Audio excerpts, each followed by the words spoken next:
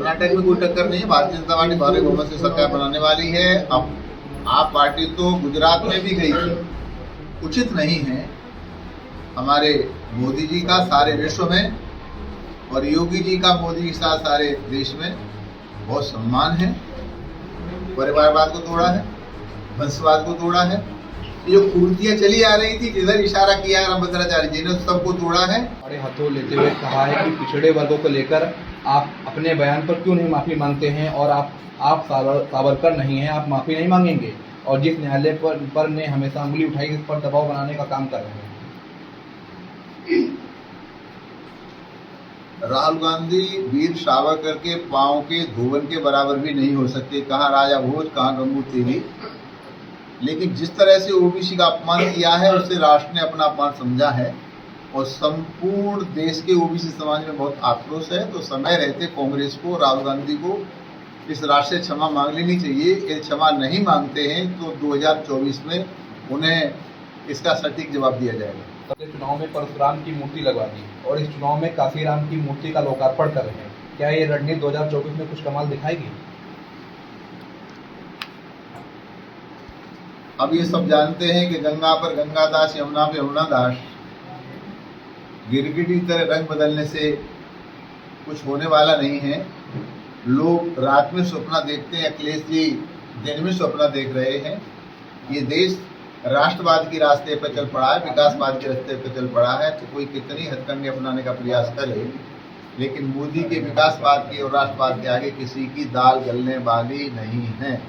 हो चुकी है। पिछली बार विपक्षी पार्टियों के विधायकों को तोड़कर भाजपा ने सरकार तो बना ली थी, लेकिन इस बार काफी कांटे की टक्कर का सामना करना पड़ सकता है।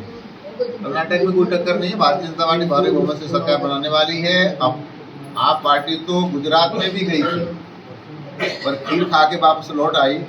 ऐसा ही आप पार्टी का हक कर्नाटक में होने वाला है। में जो घटनाक्रम चल रहा है, क्या लगता है कि सचिन पायलट दूसरी ममता बनर्जी बनने की राह पर हैं? वे जल्द अपनी पार्टी का ऐलान कर सकते हैं। बंगाल का इतिहास इस बार राजस्थान की जमीन पर दोहराया जा सकता है। कांग्रेस का ये अंदर का शीत युद्ध खुल करके बाहर आ गया है, और चूंकि उनके घर की लड़ाई है, हम तो साक्षी हैं, हमारी पार्टी भी साक्षी है। आप भी देखते रहिए आगे होता है क्या। लेकिन चूंकि हमें राजस्थान में चुनाव लड़ना है और अपनी सरकार बनानी है, उसके लिए पार्टी बहुत ही सजगता से काम करेगी, पर उनके आंतरिक मामलों में हमें कोई हस्तक्षेप करने का अधिकार नहीं। राज्य के अकेले सीएम योगी हैं, जिन्हें चुनाव जीतने के लिए पीएम मोदी की बहुत जरूरत नहीं पड़ी। वहीं हिमाचल के बाद कर्नाटक में भी टिकट बांटने पर बीजेपी को पसीने छूट रहे हैं। इस प्रकार के कयास लगाना ठीक नहीं है। 1 और 1 11 होते हैं। मोदी जी का जादू सिर चढ़ के बोल रहा है। मोदी जी के आने से पहले भारतीय जनता पार्टी कहाँ थी? तो इस प्रकार के प्रश्न खड़ा करके पार्टी में ही दरार पैदा करने का कुछ लोगों का प्रयास उचित नहीं है।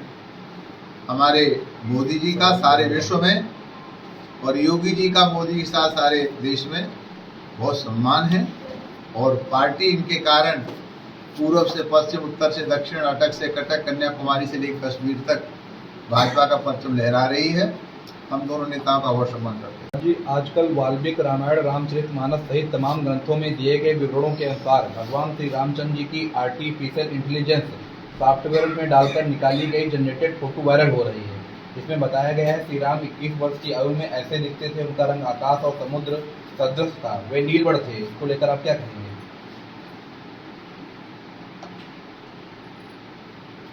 ऐसा तो हमारे शास्त्रों में भी लिखा है, परंतु वाल्मीकि रामायण पर, शास्त्रों पर, रामचरितमानस पर, किसी धार्मिक ग्रंथों पर टिप्पणी करना मुझ जैसे साधारण से व्यक्ति के लिए औचित्यपूर्ण नहीं है, तो मैं कोई टिप्पणी नहीं करूँगा। जिहाद और आरक्षण पर बोले स्वामी रामभद्राचार्य, हमारी हिंदू लड़कियों को विधर्मी लोग फंसा रहे हैं। युक्तियों को हाथ में पहनने वाले कड़े के साथ होना चाहिए, वह कटार का भी अभ्यास होना चाहिए। इस पर क्या कहेंगे?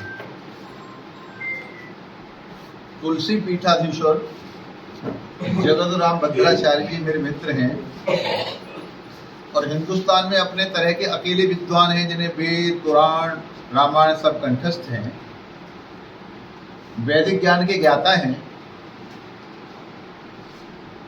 अपने विवेक के अनुसार उनमें भारत के हिंदू समाज का मार्गदर्शन करने का अधिकार है। इतने बड़े संत और धर्माचार्य के विषय में मैं कोई टिप्पणी नहीं करना चाहता, लेकिन मैं उनके विचारों से सहमत हूँ। वही उन्होंने और कहा है कि आरक्षण पर बोलते हुए उन्होंने कहा है कि दिल्ली की कुर्सी के लालची भेड़िए नेताओं ने देश में फैलाया जातिवाद व आरक्षण को खत्म किया जाए और देश में कोई भी नीच और शूद्र नहीं होना चाहिए। जगत राम भद्राचार्य जैसे महापुरुषों के निर्देश पर ही मार्गदर्शन में हमारे नरेंद्र भाई मोदी भारत को विश्व पटल पर स्थापित करने का काम कर रहे हैं। और मोदी जी एक ऐसे प्रधानमंत्री हैं जिन्होंने जातिवाद को तोड़ा है, परिवारवाद को तोड़ा है, वंशवाद को तोड़ा है। ये जो कुरीतियां चली आ रही थी, जिधर इशारा किया राम भद्राचार्य जी ने, सबको तोड़ा है। और विकासवाद, राष्ट्रवाद, दो बिंदु, विकासवाद, राष्ट्रवाद, ये दोनों को लेके मोदी जी आगे चल रहे हैं। तो संतों का आशीर्वाद रहा तो जगत राम भद्राचार्य जी के मंशा के अनुसार वंशवाद, जातिवाद, परिवारवाद, ये सारे का सारा समाप्त होगा। हमसे जुड़े रहने के लिए हमारे YouTube चैनल को सब्सक्राइब करें और नई वीडियो की नोटिफिकेशन के लिए बेल आइकॉन को दबाएं। अगर आप ये वीडियो Facebook पर देख रहे हैं तो लाइक जरूर करें और ज्यादा से ज्यादा शेयर करें। धन्यवाद।